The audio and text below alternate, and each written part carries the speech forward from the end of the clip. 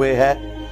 یا علی مدد کا مطلب سادہ نہیں ہے، اس کا مطلب ہے کہ آپ نے مولا علی کو اللہ کے مقابلے پر خدا تصور کر لیا۔ بسم اللہ والصلاۃ والسلام علی رسول اللہ۔ ناظرین و سامعین السلام علیکم ورحمۃ اللہ تعالی وبرکاتہ۔ ابھی آپ نے انجینئر مرزا کی گفتگو سنی جس کے اندر وہ کہہ رہا ہے کہ یا علی مدد اگر کسی نے کہا ہے تو اس نے حضرت علی کو خدا کے ساتھ شریک بنا دیا ہے، اور اسی طرح اور بھی کئی مرتبہ وہ یہ کہہ چکے ہیں کہ اگر کوئی یا علی مدد کہتا ہے تو وہ مشرک ہے۔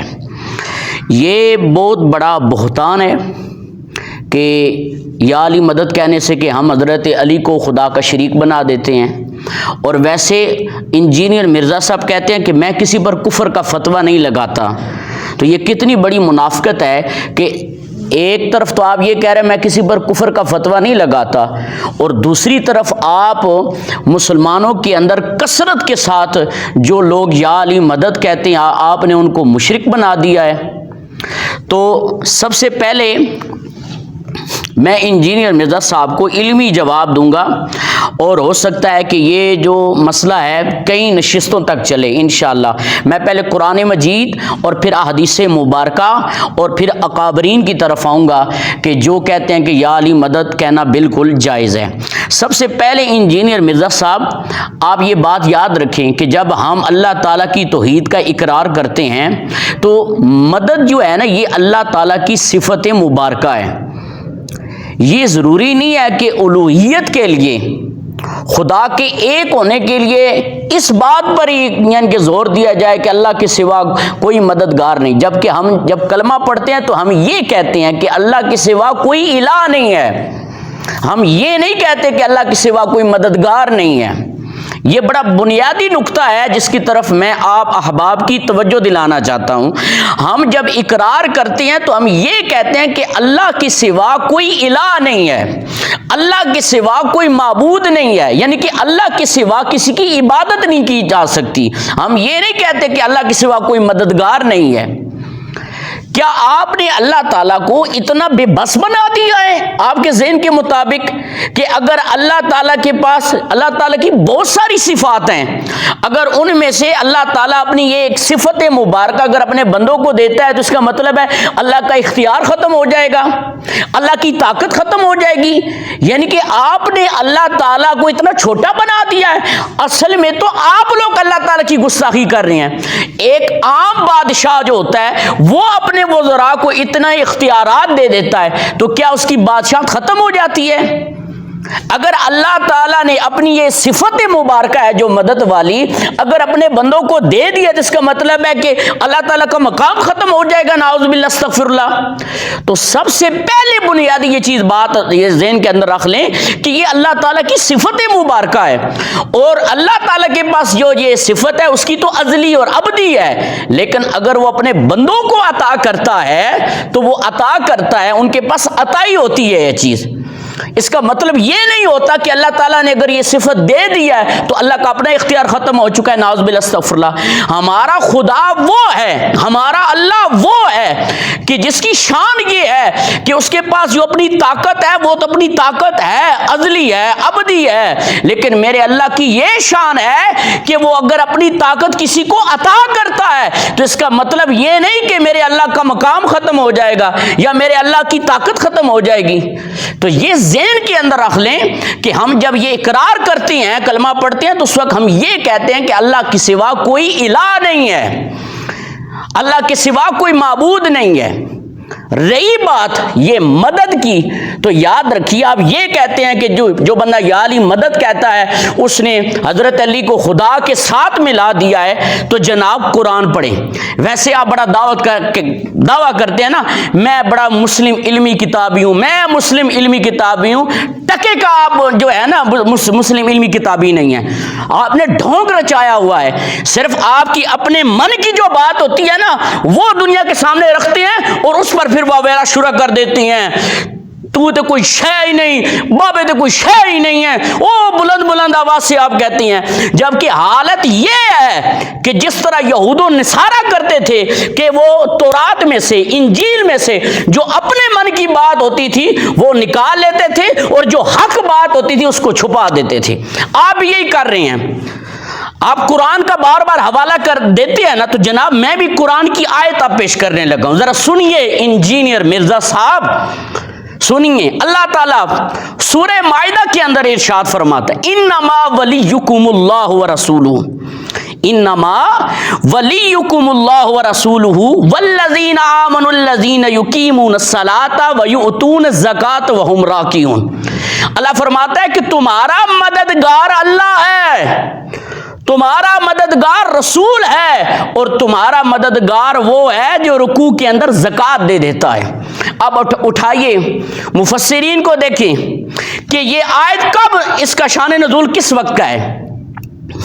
جب حضرت مولا کائنات مولا علی المرتضیٰ آپ مسجد میں تھے اور آپ سنتیں پڑھ رہے تھے، اتنے میں ایک سائل آیا، اس نے صدا لگائی ہے کوئی اللہ کے نام پر دینے والا؟ تو اس وقت حضرت علی سنتے پڑھ رہے تھے، آپ رکوع کے اندر تھے، تو آپ نے انگوٹھی اتار کر دے دی۔ اتنے میں نبی پاک صلی اللہ علیہ وسلم آئے، حضور نے فرمایا وہ کہاں گیا سائل مانگنے والا؟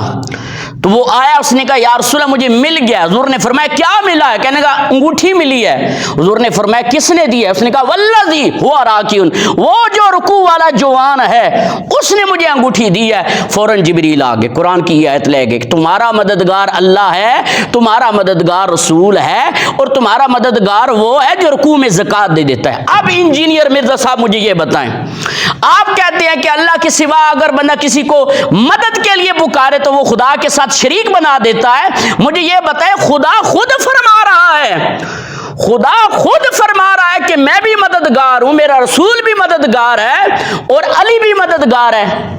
اب ہم آپ کی بات مانیں یا خدا کی بات مانیں؟ اسی طرح پھر دوسری آیت کی طرف آئیں، اللہ تعالیٰ نے قرآن مجید کے اندر ارشاد فرمایا فَإِنَّ اللَّهَ مَوْلَاهُ وَجِبْرِيلُ وَصَالِحُ الْمُؤْمِنِينَ، کہ میرے محبوب یہ جبریل جو ہے یہ آپ کا مددگار ہے، مولا ہے جبریل، وَصَالِحُ الْمُؤْمِنِينَ، اور جو صالحین مومنین ہیں وہ بھی آپ کے مددگار ہیں۔ اب بتائیں، اللہ یہ فرماتا ہے کہ جبریل بھی مولا ہے، اور جو صالحین مومنین ہیں وہ بھی مولا ہیں، وہ بھی مددگار ہیں۔ آپ کہتے ہیں جی اللہ کے سوا کسی کو مولا نہیں کہنا چاہیے، اللہ کے سوا کسی کو مددگار نہیں کہنا چاہیے۔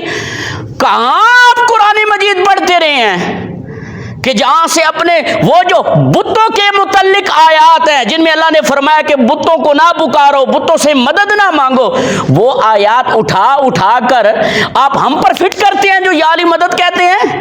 شرم کریں، بے شرمی کی بھی انتہا ہے کہ آپ مسلمانوں کو دھڑا دھڑ مشرک بنائے جا رہے ہیں صرف اس بات پر کہ وہ یا علی مدد کہتے ہیں۔ پھر آئیے تیسری آیت میں پڑھنے لگا ہوں، اللہ کریم قرآن مجید کے اندر ارشاد فرماتا ہے یا ایھا النبی حسبک اللہ ومن اتبعک من المؤمنین، اے میرے نبی تیرے لیے اللہ کافی ہے۔ آپ کہتے ہیں نا صرف اللہ ہی کافی ہے، اللہ ہی کافی ہے، اللہ کے سوا کوئی نہیں۔ ہوں انجینئر مرزا صاحب سنو میں جڑی پھکی دینا گا دن، یا ایھا النبی حسبک اللہ، اے نبی اللہ کافی ہے، ومن اتبعک من المؤمنین، اور جو مومنین آپ کی اتباع کرتے ہیں وہ آپ کے لیے کافی ہیں۔ اب بتائیں، اب کیا قرآن پر فتویٰ لگائیں گے کہ قرآن شرک کا ہمیں درس دے رہا ہے؟ کہتے ہیں یا علی مدد کہنے سے بندہ جناب مشرک ہو جاتا ہے۔ اسی طرح ایک اور مقام پر آئیں، اب جو میں آپ کو بتانے لگا ہوں نا ذرا سنیے، اللہ فرماتا ہے یا ایھا الذین آمنوا، اے ایمان والو، ان تنصروا اللہ ینصرکم، اے ایمان والو تم میری مدد کرو میں تمہاری مدد کروں گا۔ انجینئر مرزا صاحب اللہ بھی مدد مانگ رہا ہے، اب بتائیں اب کیا کہیں گے؟ ہمارے پاس تو اس آیت کا جواب ہے، لیکن میں آپ کو اب یہ بتا رہا ہوں آپ اس آیت کا کیا جواب دیں گے کہ اللہ کون سی مدد مانگ رہا ہے؟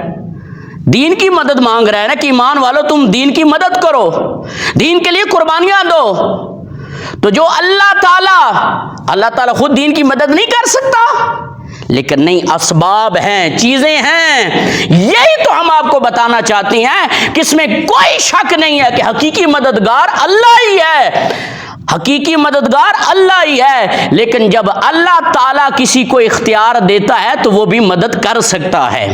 ان آیات سے یہی پتہ چلتا ہے۔ آپ کہتے ہیں اللہ کے سوا، اب مجھے ایک بات یاد رکھیں، اگر آپ یہ سمجھتے ہیں کہ جو اللہ تعالیٰ کی صفت ہے اگر وہ کسی اور کے اندر آپ صفت مانتے ہیں تو یہ مشرک ہے، اس سے مشرک بندہ ہو جاتا ہے، اس سے آپ خدا کے ساتھ شریک بنا دیتے ہیں۔ اب آئیے ایک اور میں آپ کو دلیل دیتا ہوں۔ اللہ فرماتا ہے انہ والسمیع البصیر، بے شک وہی سننے والا ہے، وہی دیکھنے والا ہے۔ اب یہ اللہ تعالیٰ نے اپنی صفت مبارکہ بیان کی ہے کہ وہ سمیع بھی ہے، بصیر بھی ہے۔ اب قرآن مجید کے اندر اللہ تعالیٰ فرما رہا ہے فَجَعَلْنَاهُ سَمِيعًا بَصِيرًا، ہم نے انسان کو دیکھنے والا اور سننے والا بنایا ہے۔ اب وہی صفت خدا کے اندر ہے، وہی صفت اللہ تعالیٰ انسانوں کے اندر بیان کر رہا ہے۔ پھر بتائیں اب کیا شرک کا فتویٰ لگائیں گے کہ اللہ تعالیٰ خود جو ہے بیان کر رہا ہے؟ تو صرف بات سمجھنے کی ہے، یاد رکھیں گے، اس میں کوئی شک نہیں کہ حقیقی مددگار اللہ تعالیٰ ہی ہے، لیکن اللہ تعالیٰ جب کسی کو اختیار دیتا ہے تو وہ اللہ کی عطا سے وہ مدد کر سکتا ہے۔ حضرت مولا کائنات مولا علی المرتضیٰ کرم اللہ تعالیٰ وجہ الکریم کے بارے میں ہمارا یہ عقیدہ ہے کہ وہ اللہ کے بندے ہیں، نبی پاک صلی اللہ علیہ وسلم کے صحابی ہیں، نبی پاک کے بھائی ہیں، قسیم الجنت والنار ہیں، جنت اور دوزخ کو تقسیم کرنے والے ہیں۔ اب مجھے یہ بتائیں جنت بھی اللہ دینے والا ہے نا، دوزخ بھی اللہ دینے والا ہے، تو پھر نبی پاک صلی اللہ علیہ وسلم سے بڑھ کر توحید پرست کون ہو سکتا ہے؟ نبی پاک نے نہیں فرمایا یا علی انت قسیم الجنت والنار، اے علی تو جنت اور دوزخ تقسیم کرنے والا ہے۔ اب بتائیں کیا نبی پاک کو نہیں پتا تھا کہ جنت اور دوزخ تو اللہ تعالیٰ نے تقسیم کرنی ہے؟ اللہ تعالیٰ نے جسے چاہ دوزخ کے اندر پھینک دے گا، جسے چاہے گا جنت کے اندر پھینک دے گا۔ کیا نبی پاک کو نہیں پتا تھا؟ نبی پاک نے پھر مولا علی کو یہ کیوں کہا؟ تو انجینئر مرزا صاحب ویسے آپ بڑے فلاسفر بنتے ہیں اور بڑی عقلی باتیں کرتے ہیں، تو اس پر غور کیجئے گا ذرا۔ حقیقی مددگار اللہ ہی ہے۔ آج تو میں نے صرف قرآن کی آیات پیش کی ہیں، انشاءاللہ میں آگے چلوں گا کیونکہ ویڈیو طویل ہو جائے گی۔ اللہ کریم سے دعا ہے کہ اللہ تعالیٰ جو صحیح عقائد ہیں اللہ پاک ان پر ہمیں چلنے کی توفیق عطا فرمائے۔ وما علینا الا البلاغ۔